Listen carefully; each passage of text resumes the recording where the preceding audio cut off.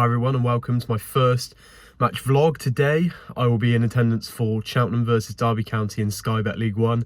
Might be wondering what's going on with the scenery within the car. Bit of building work going on at the moment, so unfortunately I can't film the intro of this in my house. It's got to be done in the car. So this is actually Cheltenham Town and Derby County's first time competing in a competitive match. So unfortunately in terms of stats I can't really pull anything up. However, in the last 5, Derby County have drawn 1 and won 4. Cheltenham have lost 3, drawn 1, won 1. So everything is kind of coming together for a loss for us. But I'm optimistic, despite that form. I'm optimistic. We have taken on many big teams at home this season, and we've held our own for the most part. I think we were hard done against Plymouth on Boxing Day. But we'll see how it goes. So I'm off now to go pick up my friend. We'll see how that goes and then take him back. And then next time you'll see me will be in a pub watching the early 12:30 kickoff for the Manchester derby. So I'll see you then.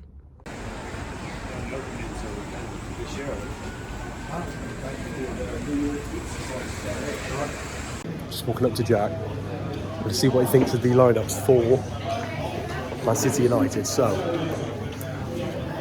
you ready? Shoot. Give me your thought process. I reckon it'll be a good game. I reckon Man City will probably go ahead.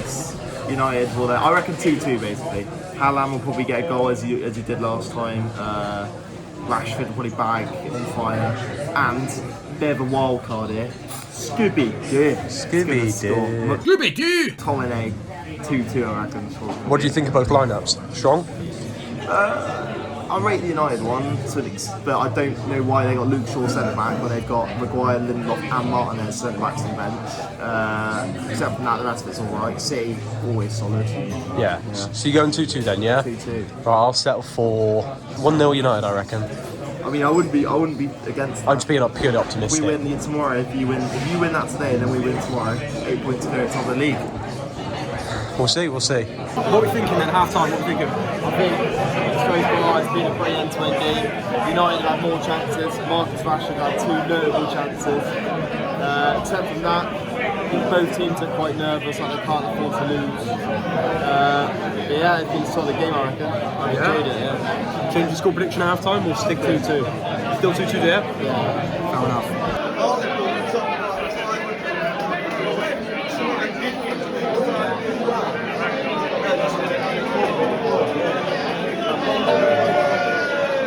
Right, so I'm just here right now in the pub area, having a little chat with a Derby fan. I managed to, thankfully he's willing to have a little chat with me, so we're going to have a sit down with him, see how long he's been a Derby fan, see what he thinks of today's game. His name's Mitch, lovely guy, fucking shit everybody. Nice to meet you, buddy. Alright, how you doing? You right, yeah? So how long have you been supporting Derby County then? Well, I'm 61, so since I was, I think my dad took me when I was about 8 or 9 to Chelsea at home at the baseball ground, so it started from there really. Yeah.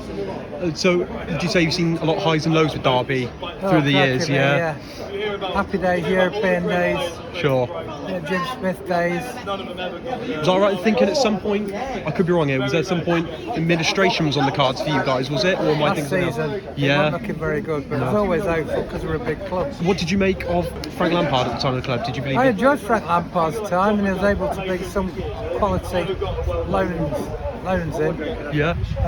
Still believe he made a massive mistake not playing Jack Marriott Sure. in the final again. I mean, he didn't play him in the semi till nearly half time and he came on and it proved that he should have been starting. Yeah. I mean, he was really on fire at the time. I think that was a big mistake, but Lampard should have stayed at Derby, shouldn't he? Because he went on to Chelsea. He could have got that Chelsea job at any time. Comes up every few months, doesn't it? So he should have stopped and then hopefully got us up the next season with his contacts. But So what do you make the sort of style of football you're playing now then? I'm enjoying it because it's 100%.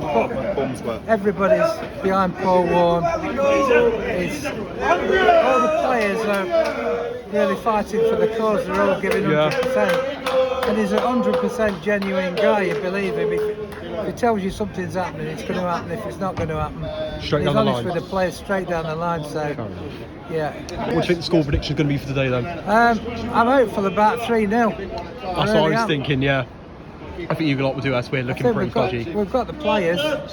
We've started scoring a few goals. I'm always a bit concerned we ain't got enough firepower on the bench as backup. Yeah. Hopefully that's going to happen in the January transfer window. Hopefully they can bring somebody in to back us up, because we have got a small squad, so we've got to obviously not get any injuries if we can help it. So you've got a couple of ex-Prem in there. You've got James Chester, McGoldrick, Lang, Corahunahane. So yeah, we have got some quality players all around the pitch. Hulahan I ain't been convinced with. McGoldrick, he can't last 90 minutes, but he's good for about 60 or 70 minutes. Sure. He's quality because he reads the game and he can score. So if we could get somebody else like that on the bench to come on as well, I'd be really happy about that. Cheers for the chat. Have a good one, thank you. Just here with Aaron now. Nice to meet you, buddy. Nice to meet you, mate. Joe. Nice one. So just a couple of questions then. So how long have you actually been supporting Derby County then? My whole life. Whole life, yeah. And you're an avid away fan. Go often, yeah? I try to go every single game, mate. I only missed 2 this season. Favourite moment from the last couple of seasons? Leeds away. Yeah? Leeds away. We was Iconic. 2-0 down on aggregate and beating 4. So. Nice one. You got a player that your favourite, like if you left the club you'd be absolutely in pieces? Goldrick. He's a good Goldrick. player. He Class, scores mate. goals. Every time he gets the ball, he knows how to run, he knows how to skill. He's just a good all-round player. Yeah. And we need him. Every time he gets injured, which is prone to injuries because he's getting older, a very important player in our team there to start today. I was having a chat and I was bringing up some of the other players. You know, you got Lang as well, James Chester from Villa, and Corahunahane. So that's absolutely some real quality. Yeah, Conor Horan has been a bit lacking recently. I think he's just a bit lazy, but when he gets that ball, he knows how to pass it, he knows how to shoot, he knows what he's doing, but he's just never in the right place at the right time, and I think that's a bit of a problem. We need to bring another centre midfielder in, someone like ex-players we've had, who just puts a tackle in and chases the ball all the time. What are you thinking this season then? Do you think you're playing an attractive style of football? Do you think there's some things that can be changed? What are we thinking? Since we bring Paul Warne in, he's made a massive impact. I think Liam Rossini did an amazing job with the transfer market, bringing in the players that we needed. On no budget, because we can't buy players. Yeah. But we do need to bring some more players in, because we could be higher on the table. We drew to teams such as Shrewsbury and Morecambe, and we've lost to Lincoln, and we need to be winning them games, but we just haven't been doing so, and it's because certain players in the team we've been lacking. Yeah. But it's not our fault due to not being able to buy players. Sure. Because of our current owner, Mel Morris, who's our club over. Yeah. So what's your score prediction for today then? I think you guys will do the business. I'm hoping for 3-1. 3-1 Derby, and I'll be very happy. Nice one. Cheers for the chat, buddy. Nice one. Thank you very much.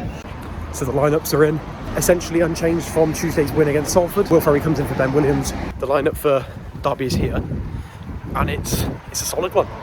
It's a solid one. McGoldrick on the bench. Bit shocked about that. You see why they're 16 unbeaten. It's going to be a tricky one. The thing is, I had this sort of feeling with Plymouth at home. I thought we were going to get absolutely battered around, but it did only end up being 1-0 to them. And I thought we deserved a little something out of that game, so, you know, who knows? Might be like a close 1-0, I don't know. But either way, I'll stick with 3-0. My heart wants to say 1-1, based off the Plymouth result. But my head says 3-0 Derby, so I'm going to go 3-0 Derby.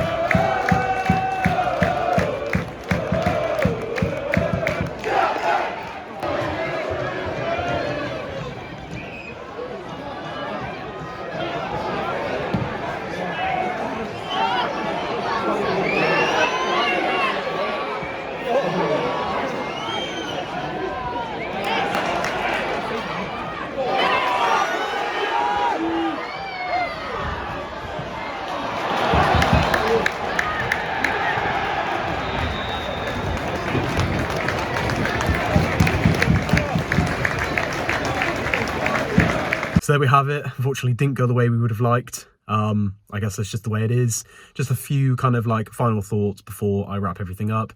I thought Cheltenham played well. We held our own a lot more than I thought we would against, you know, a side pushing for promotion. I mean, the thing is, on the day, they showed their quality. You know, they showed what they're all about.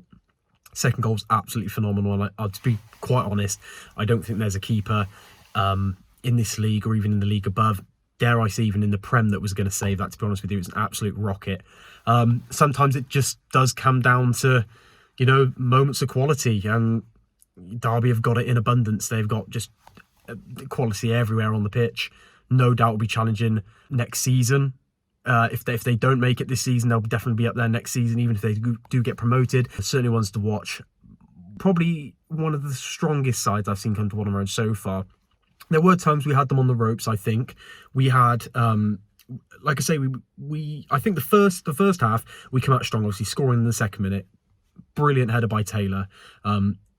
Just a very good performance. We come up with intent. We played with an identity, which is something that I believe Wade's lacked a lot of the time this season so far. I've struggled to find out exactly what the plan is. It just seems get the ball, pass it around the back a little bit, get to one of the wing backs and kind of throw it up top and hope someone can get it. And with the addition of obviously Goodwin coming in, you'd think that reinforces the idea, because now we have a target man.